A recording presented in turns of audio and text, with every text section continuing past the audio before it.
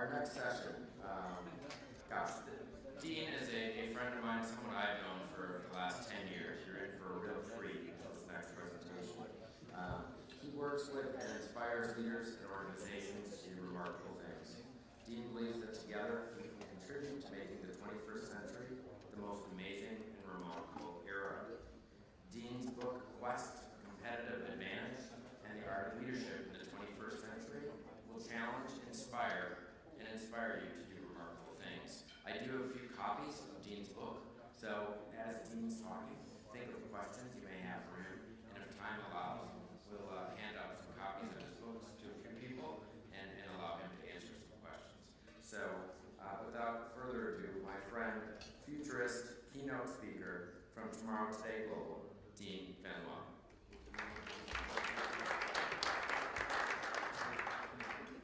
Good afternoon, everyone. It's great to be here. I've got the graveyard session, I guess, just after lunch. And hopefully you're fired up on chocolates and toffees and all those good things. What we want to look at today, what I want to talk to you about, is how, by harnessing the emergent disruptive technology and through the passion and productivity of people, you can achieve remarkable things. Now, I want to tell you some really great news. I have just returned from a quest. It's been a very successful one. It's been a very deeply personal one. And it's one that I've battled for the past 1,182 nights. Those of you with children are probably guessing where I'm going with this. You see, this is my little bundle of disruption. He's my little boy, Leo. And Leo, he's an angel. I mean, look at these beautiful, puffy red cheeks and these lovely blue eyes that he gets from his mother. And there's even a little bit of snot coming out of his nose. Leo is an angel when he's asleep, because he had the sleep patterns of a little devil. I was doing some work in China, and a colleague came up to me and said, "How is the jet lag?" And I smiled at them and I said, "I don't get jet lag anymore. I have baby lag. And jet lag has nothing on baby lag." You know, the NHS, they classify parents who are over the age of 40 when they're having children.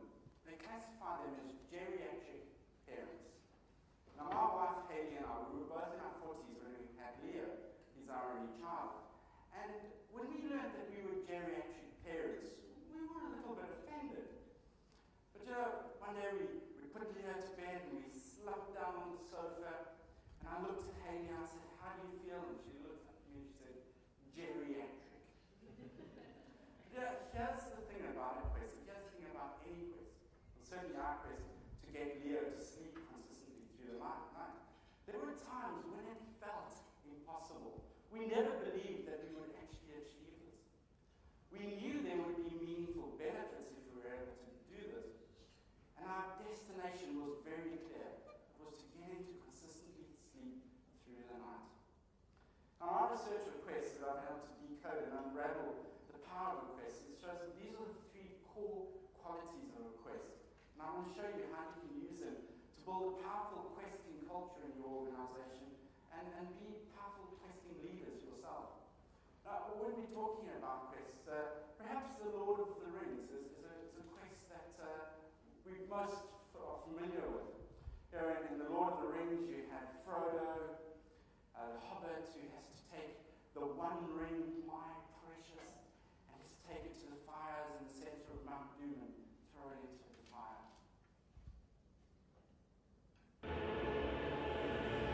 Rings be taken deep into Mordor and cast back into the fires of Mount Doom.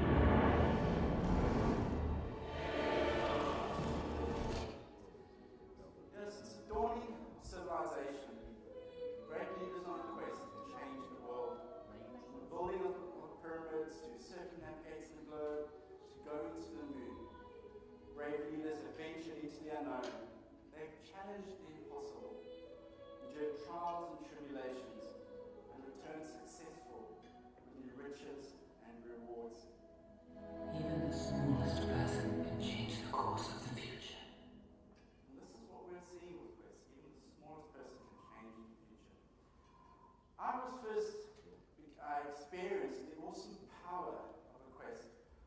my country of birth, perhaps you've guessed from my accent, I come from slightly south of Edinburgh.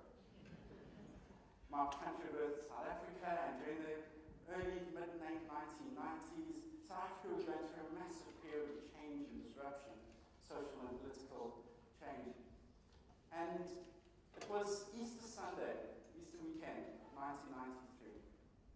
And Chris Hani, the charismatic leader of the South African Communist Party, was assassinated. I remember waking up on Sunday morning and reading about this in the newspapers. And I was shocked, I was sad, and I was angry. And I joined thousands of people marching through the streets of Johannesburg on the day of Chris Hani's funeral. And with our fists raised high, we shouted, "Amandla, aware to, power to the people."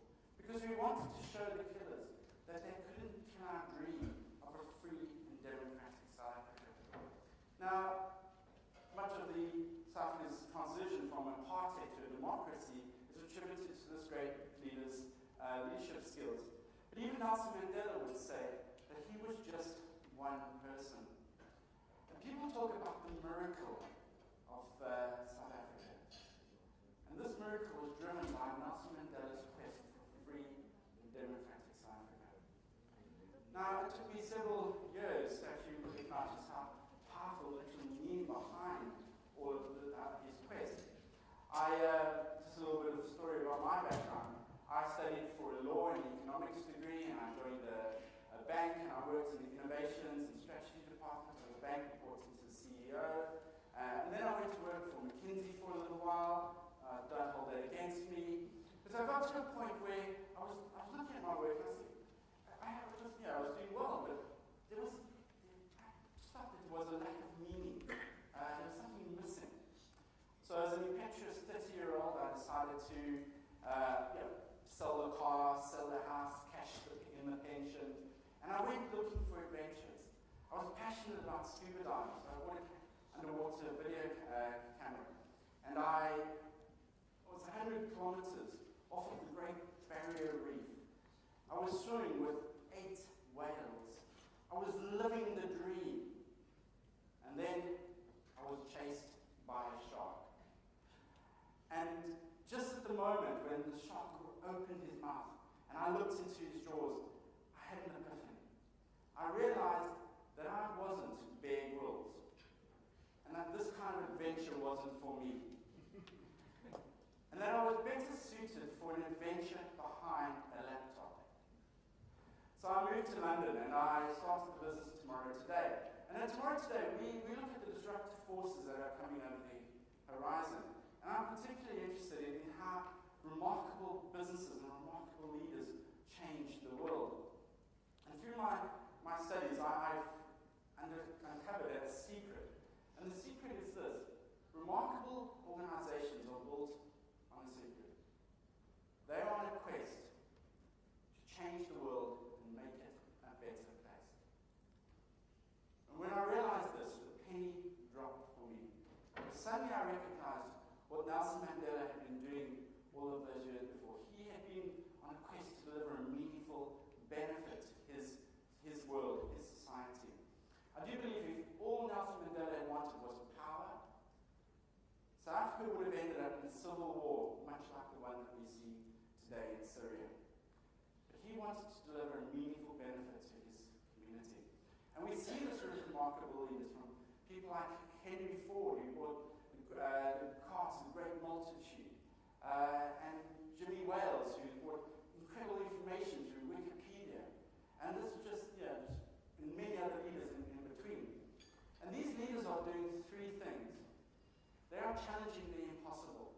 They are using the technology that's available in their area, disruptive technology, and using it to challenge the impossible, to do things that people once thought were impossible. They are delivering meaningful benefits, and they have a very clear and outcome-focused destination. I do believe that quests aren't new. Since the dawning of civilization, leaders on quests have changed the world. And it's because of quests that we, as humankind, has actually emerged from cave dwelling. The problem that I see in business research today is that many leaders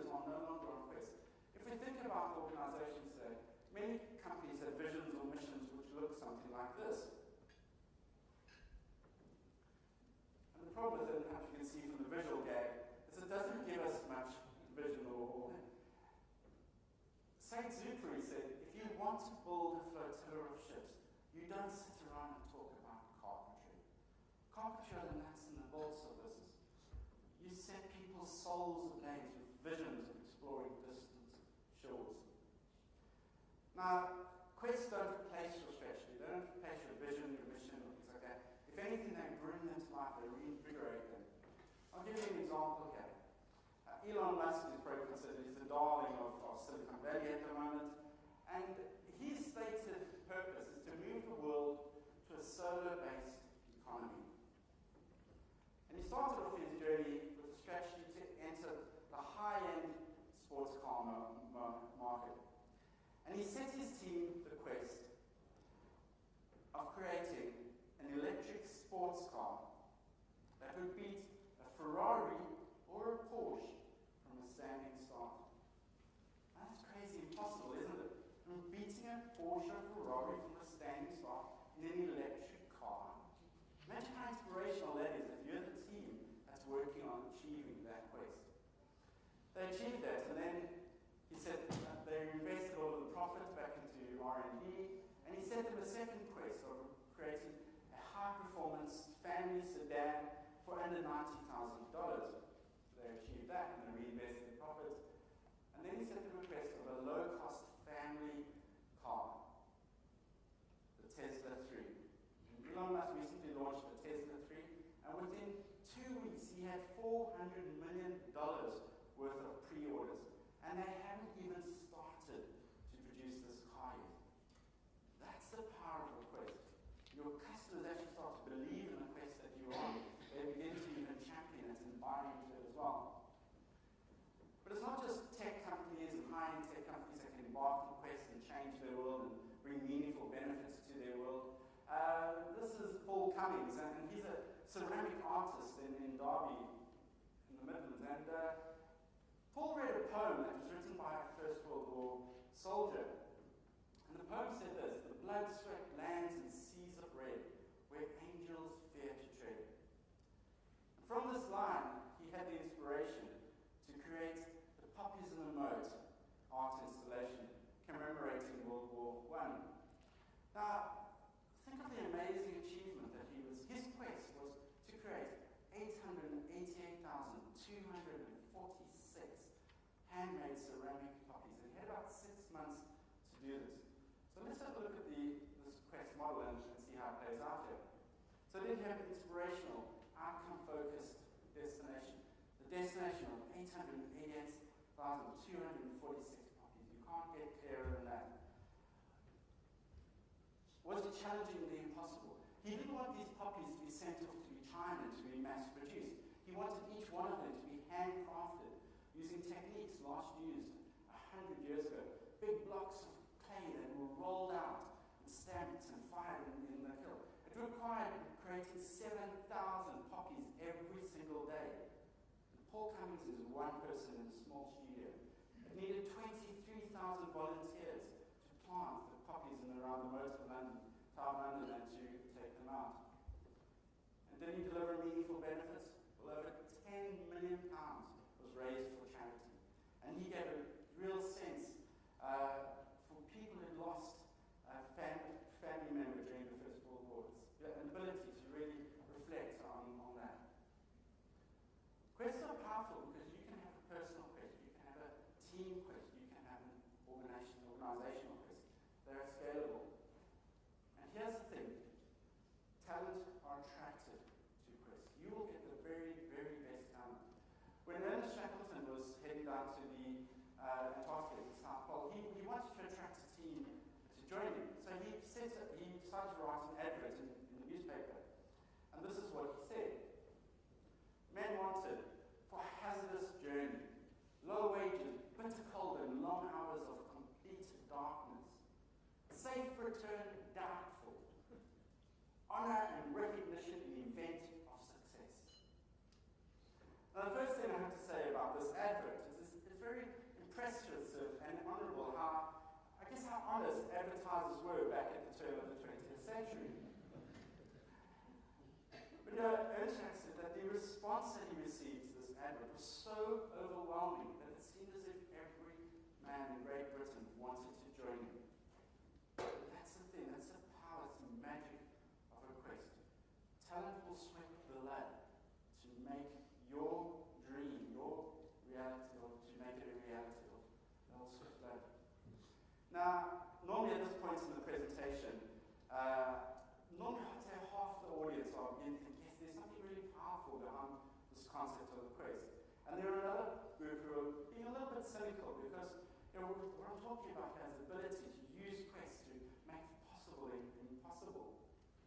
So, and I think the people who have seen the power of this quest, mostly they're people who really are big fans of Lord of the Rings and things like that. But let me just give you two current examples of making the impossible possible.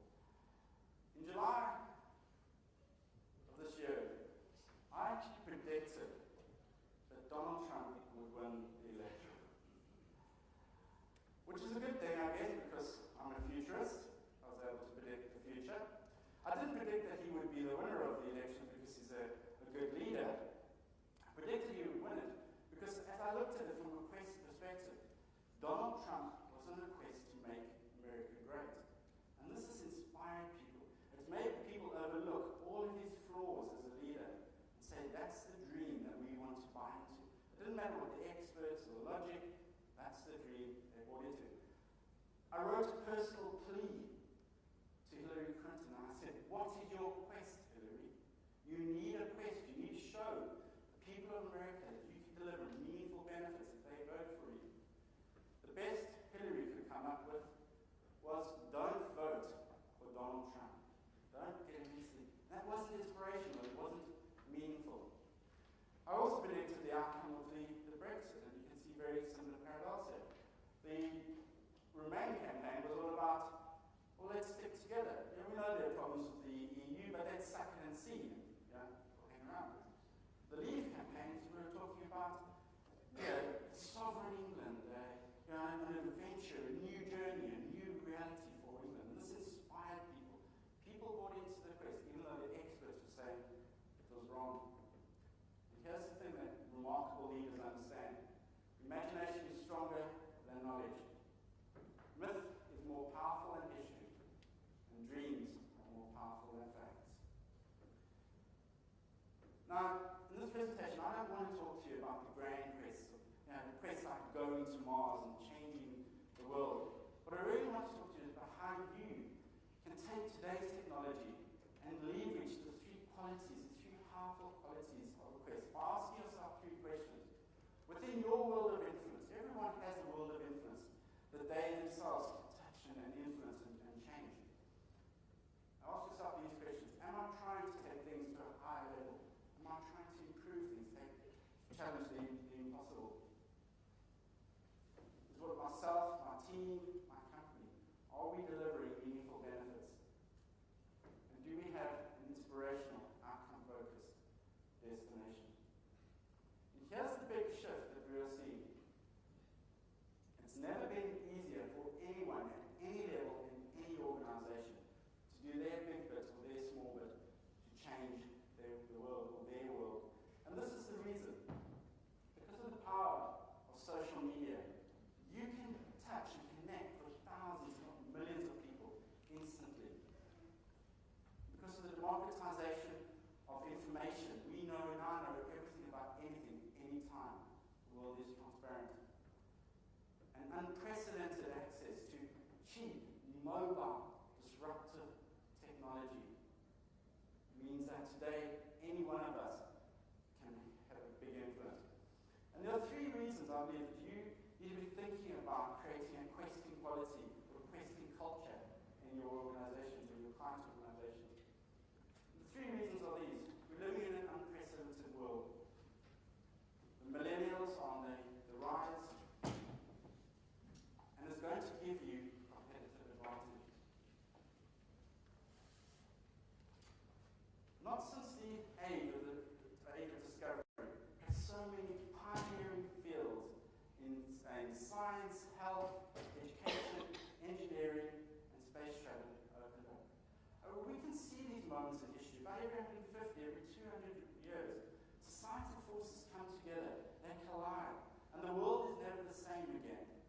The last time it happened was during the Industrial Revolution, and we predict, our research shows, that we are living during such a time. Historians are going to name this period that we are living through. I think it's an immensely exciting time for us as leaders.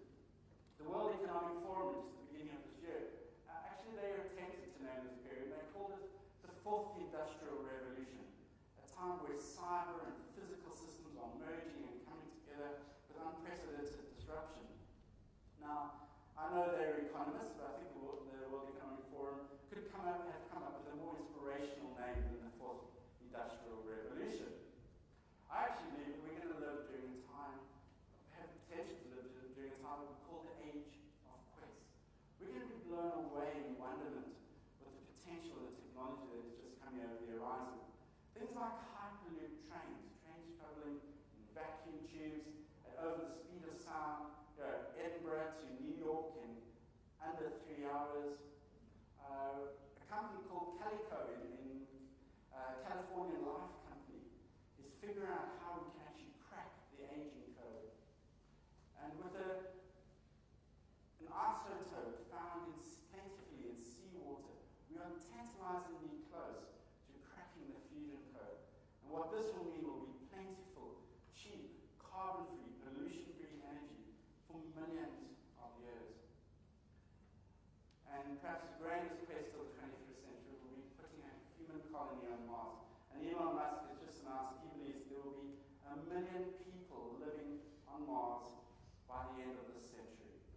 And if you're interested, it's going to cost about $150,000, and you can get your ticket to Mars. But then one of the big things that was going to change the world of work and how we are doing things is this one, our quest to conquer aging.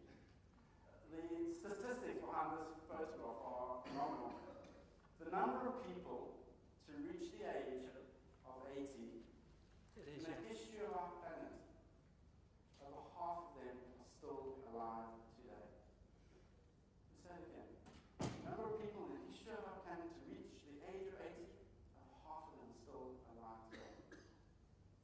And the predictions are that the first person to live to the age of 150 has already been born. Now, I know what we had for lunch today.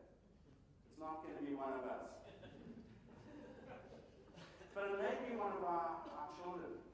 Because the current projections for somebody who was born in the 1990s, is anyone here was born in the 1990s? Who has children? Who has children who were born in the 1990s? Or any time since the 1990s? Okay, well, there's quite a few of us here. How's this for a concept? If you were born in the 1990s, current life projections are that if all things work out fine, you will live to the ripe old age of around about 100. You'll live into your 120s. Now think about what that means for your views about things, your views about life, your views about work, and so on. Because if you're living to 120 and you get married in your early 20s, that means you're going to be married for about 100 years.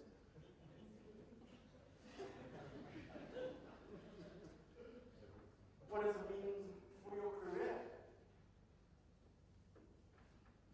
What does it mean for retirement? We're not going to be retiring at 55, 60, or even 65. Within the next 10 to 15 years, the concept, the idea of retirement is going to be radically reinvented. And what does it mean for lifelong learning? These are all important questions that we need to be asking ourselves and coming up with solutions for the new world of work. We're also moving into a world where everything will be connected, interacting with everything around it. By 2008, there were already more things connected to the internet than people living on this planet. And by 2030, there will be over 50 billion things connected to the internet.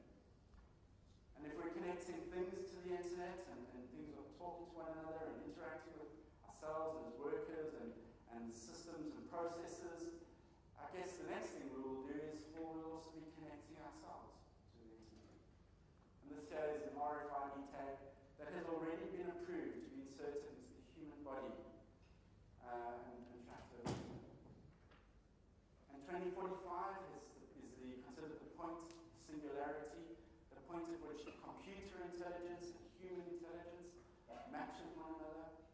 And after that point, we can't predict what the future will look like.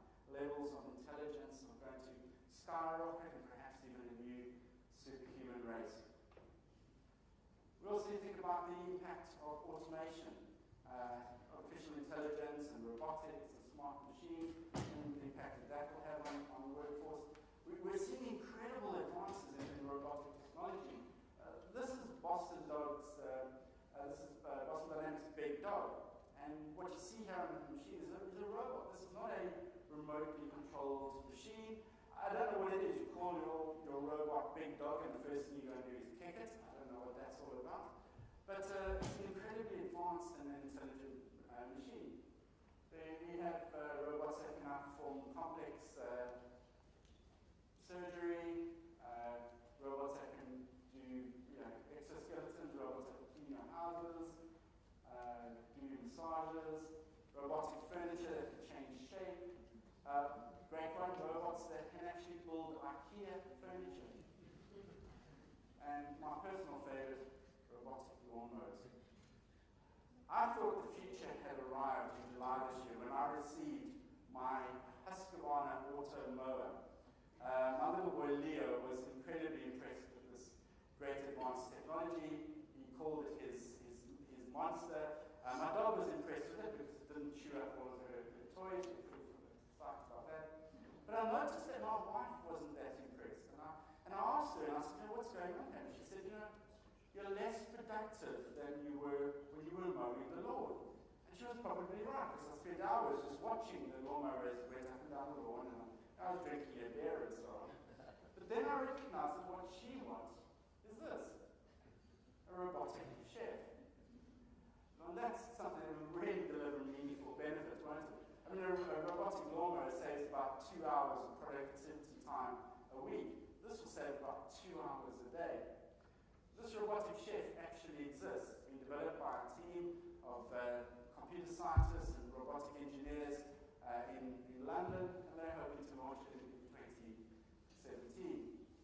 But I think the big change that we're going to see, and the robots that we will interact with on a daily basis, are these software bots, digital personal assistants.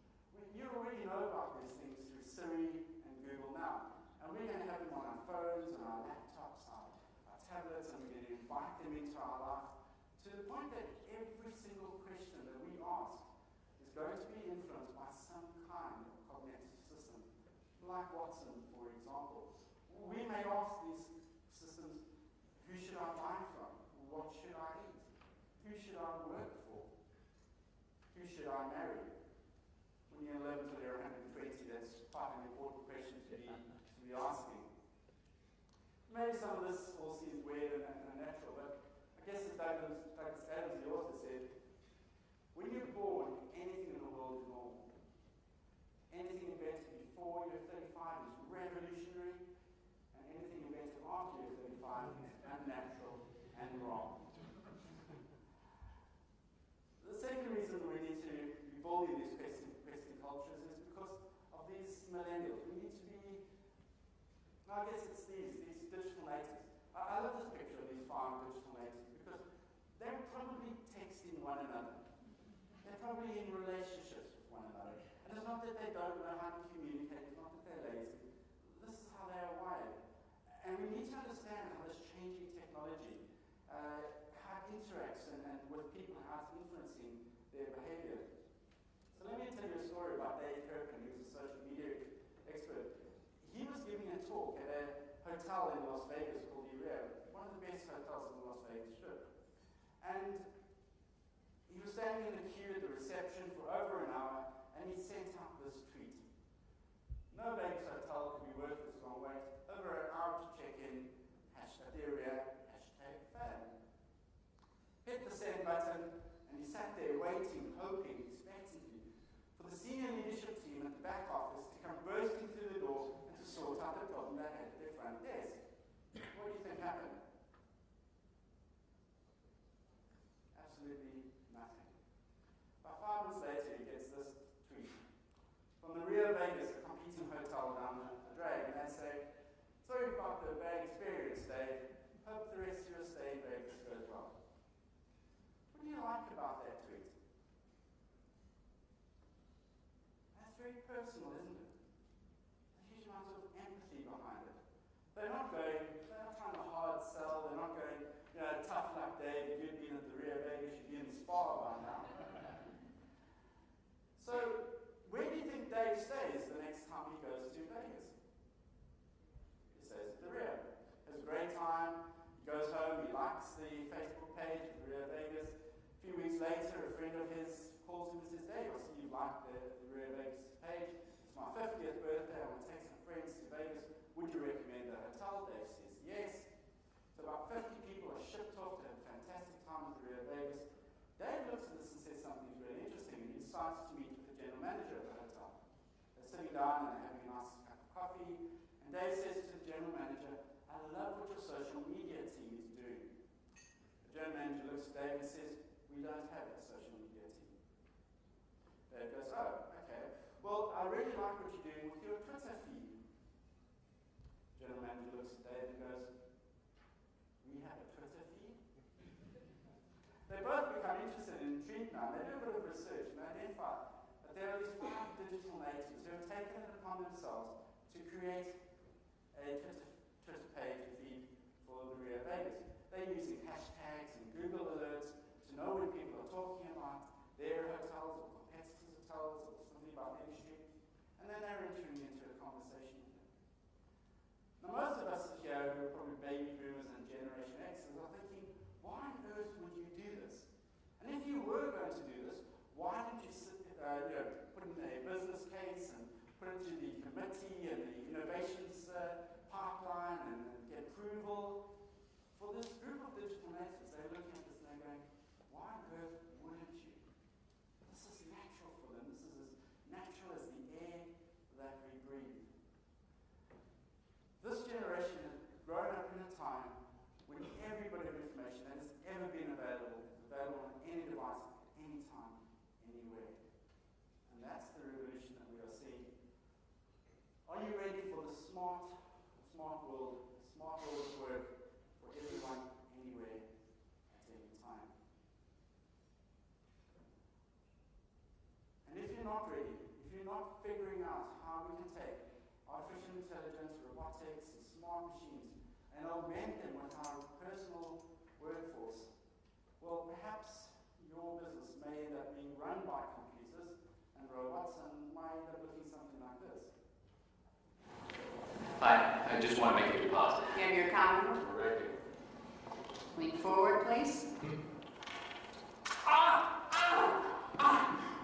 What is this? It's our new customer tracking system. It has your account number and barcode. Speeds you right to the line. No. That line over there. Feel like banks are getting a bit impersonal. What's on hold? I hate it when these things don't scan. Millennials are a group of questers on steroids. I'm going to give you a few examples there. This is Jihad Pavas, who is figuring out how we can eliminate waste. Harry Gandhi, 22-year-old, has invented a contact lens that in real time can measure your sugar levels in your bloodstream, which is great for people with diabetes. Darby Schumacher has invented a product called Bambino, which measures in real time the vital signs of babies. Kathy Tai is revolutionizing preventive medicine. My favorite, Taylor Wilson, 14-year-old, at the age of 14, was the youngest person to create a nuclear fusion device in his parents' garage. Now, I think you have to be a fairly indulgent parent to allow your child to create a nuclear fusion device. But he's now taken what he calls his fuser, and he's using it to help disadvantaged communities to identify cancer tumors. Millennials dream and think big. Let's have a look at the other. Hive is a crowdsourced supercomputer. Prime is a modular wheelchair which is easily customizable. My idea is to predict wars. The platform that allows you to create multiplayer real-time educational games. I'm the founder and designer of an app called Finish. I have created an algorithm that I named DocBot. I'm here to end cancer. My product is a comprehensive radiation shield composed of 4 layers: carbon nanotubes, polyethylene, boron nitride nanotubes, and radiation dosimeters. My whole thing isn't the radiation side, it's going to Mars. If you want to win the war for talent, you need to be on a meaningful quest. 77% of millennials want to work for businesses that are doing things that are meaningful to the world that they touch and influence. The last reason why you need to be building a questing culture is because, well, competitive advantage has shifted. We used to be able to get a competitive advantage by focusing on cost, quality, and efficiencies. Today, that might have been fine 10 or 20 years ago. You might have been, by being a well-managed company, you could be, could have differentiated you. But today, you're not going to be a dominant company if you're just well-managed. Things have shifted. And today, meaningfulness, ability to deliver meaningfulness, which is at the heart of a quest, is delivering competitive advantage. Now, not many businesses, not many leaders embark on these world-changing quests. And I don't know what it is. I think when we're young, we have these dreams of achieving amazing things and going on bold quests and changing the world. But as we grow up, our dreams get squashed. They get pushed to the side. We get told to comply, to get in line, to stop dreaming. And we begin to believe that quests are for someone else. Maybe it's the rich billionaires, the nobility, kings and queens. And whilst that may have been true in the past, it's certainly not true today. And there's a growing breed of a new type of leader I call quest leader, who are looking at the world and they're figuring out how they can fix the world and make it a better place.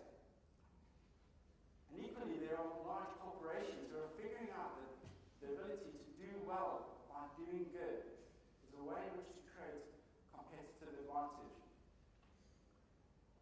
Questers look at the world differently. They look at the world and they say, what is broken and how can we fix it? Questers put change in the world ahead of making a profit. Profit, they recognize, is the outcome of doing your job well. It's not the goal. The goal is to change the world. Example here, when Google set out to create their self-driving car, they weren't trying to create a slightly better or incrementally better car. They were asking the question, how do we end road fatalities? 1 million people around the world die every single year from road fatalities. And they were trying to ask the question, how do we end road fatalities? A self-driving car was just the obvious answer there. And the big shift here is that we're moving from a way in which these issues they're not delivering meaningfulness at your business level. It's not a philanthropic thing. It's not something you do for corporate social responsibility. This is at the heart of your organization, and that's a big shift. It's a big shift in the DNA and the culture and the strategy of businesses. Here's a great question to be asking yourself. How big was the hole that will be left behind if your organization just suddenly disappeared? I'm not talking about the hole for your colleagues or yourself. How big would the hole be for your customers, people who rely on your business? Would they look at this and say, wow, your company left a great gaping canyon, we just couldn't fill it? Or would they say that competitors just moved in and filled up the hole, and a few months later we could barely even remember that company even existed? If you're leaving a big gaping hole, you probably already are on quest to make a meaningful difference. But if you're not leaving a great gaping hole, maybe there's some work to be done. It's a great way to ask, you can ask this question for yourself as a leader. How big would the hole be if I just suddenly disappeared? Or my team just suddenly disappeared? Perhaps slightly uncomfortable questions, but I think they are powerful. By embarking on a quest to make a meaningful difference and building a questing culture, you can benefit from these 7 things. You can contribute to a better working world. You can create meaning and purpose within the lives of your staff and customers. You can attract and retain talent. You can foster an innovative culture. You can empower teams with resilience and agility. Create loyal customers and ultimately competitive advantage. We are living in a world where leaders need to become explorers. The world that we are never been there before. This is a new world. There are no maps. At best, perhaps we have a compass. We need to create a culture of explorers, adventurers, leaders who are willing to change the world. The great thing about building a questing culture is a questing culture is something you can learn, something that can be nurtured and developed within your business. So ask yourself these six questions. Go back into your workplace and maybe sit down with finance and other parts of your business with your HR team and ask yourself these six questions. List out your key concerns for your industry, for your organization, for yourself as a person. Define your circle of influence. Identify where the world is broken. What are the meaningful things that you can do? What can you do to challenge the impossible? New technology, what are things that you can do to take things in society and your world to a higher level? And define your destination in a clear, inspirational, outcome-focused destination. Let's not fear the future. Let's go out and create the future. I believe the leaders who are on Quest have an incredible opportunity to create a world that, for our children will be amazing. We're living in a time when the technology of the 21st century has the ability to make this the greatest century we have ever had. But things are balancing on a knife edge. It could also be the worst century.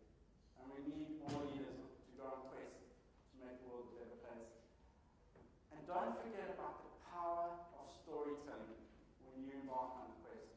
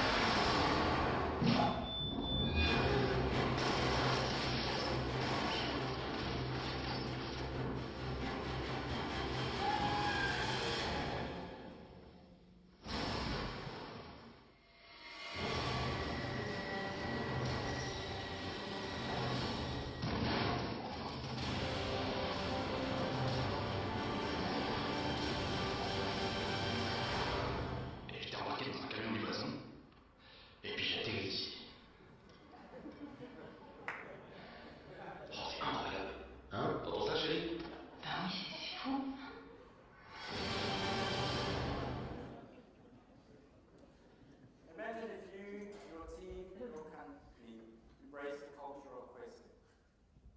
We're having a targeted, inspirational destination, challenging the impossible, and delivering meaningful benefits. I think we could empower people to believe that they can do remarkable things. We would create inspirational jobs.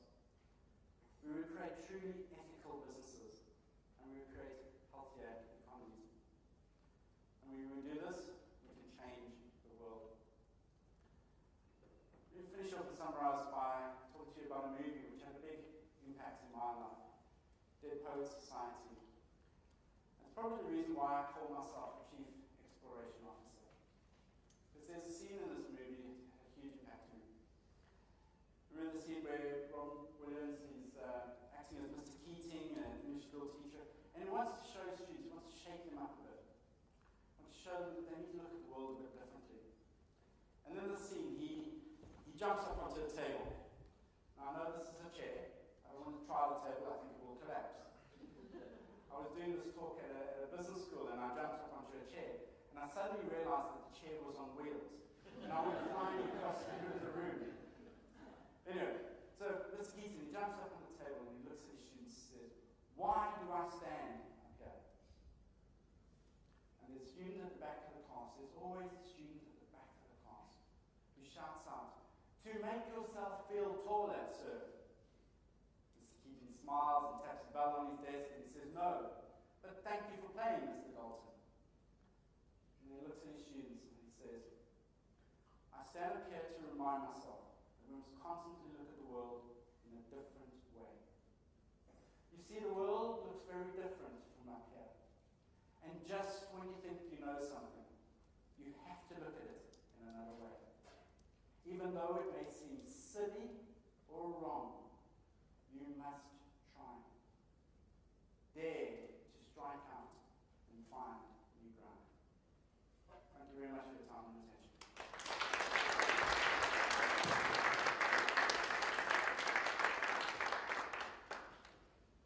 Happy to take any questions if there are.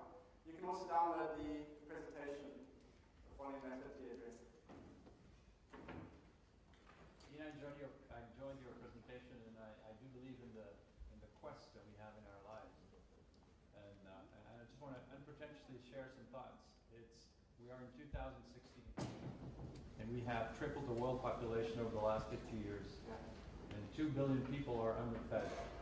3 billion people live on $2.5 a day. 1.8 billion people have no drinking water. 1.5 billion people have no electricity. There's almost 8 million kids dying of disease and hunger every year. We have people marching with suitcases along train tracks while we search for water on Mars. We have burned the carbon budget. Soon you don't have to go to Amsterdam because it will be under the water, and Spain will be the desert land. So when we speak of quest, we have an enormous quest.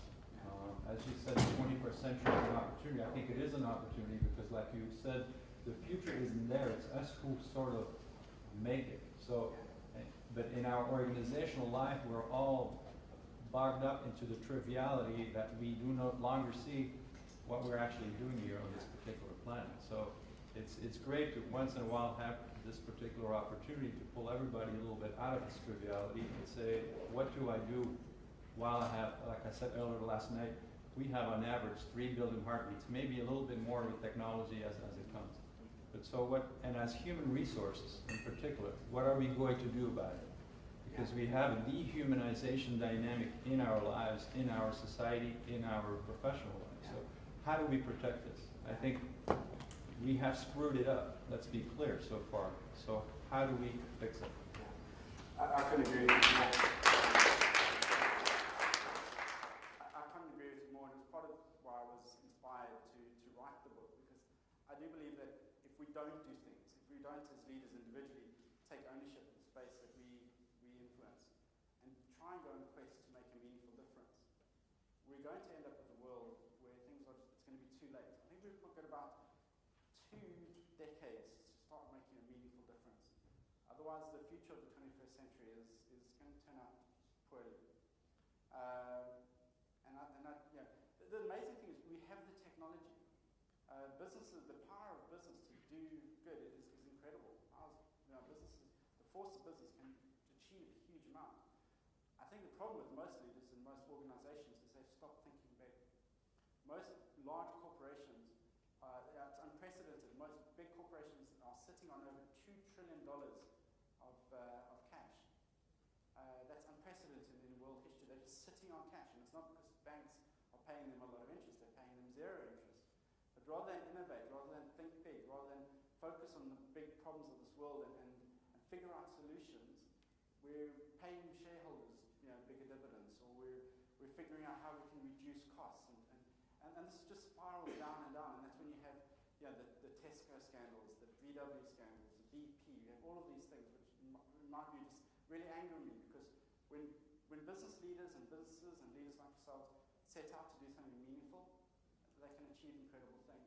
But we've got to shift the mindset. We've got to shift the mindset away from this short-term, incremental, quarterly results towards doing things that are different. It's not easy, but I think we do have the technology.